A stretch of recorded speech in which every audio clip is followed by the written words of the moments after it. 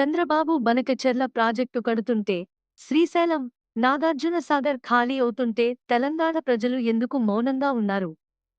ఇది తెలంగాణకు జరుగుతున్న ద్రోహం కాదా? తెలంగాణను ఉన్నత స్థాయికి తీసుకెళ్లిన కేసీఆర్ కంటే, తెలంగాణ ద్రోహి చంద్రబాబు అంటేనే మీకు ఎక్కువ ఇష్టమా? ఈ వివక్ష ఎందుకు? కుల వివక్ష కారణంగా మళ్లీ ట్యాంకర్ల కోసం ఎదురుచూడడానికి, కరెంటు కోతలను భరించడానికి సిద్ధంగా ఉన్నారా? రియల్ ఎస్టేట్ కుప్పకూలి తెలంగాణ మళ్లీ ఎడారిగా మారడానికి సిద్ధమా? కుల వివక్షకి జై. అది మానవాళిని చివరికి కాపాడుతుంది. ఈ కుల వివక్ష మిమ్మల్ని ఎక్కడికి తీసుకెళ్తుందో ఆలోచించండి.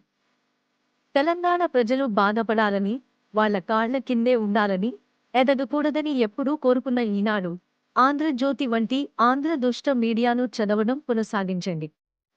నీళ్లు, ఉద్యోగాలు, నిధులు లాక్కొని తెలంగాణ ప్రజలు చనిపోయినా పట్టించుకోకుండా వేడుక చూసి పాలించిన ఆంధ్ర పాలకులకి జై కొట్టండి.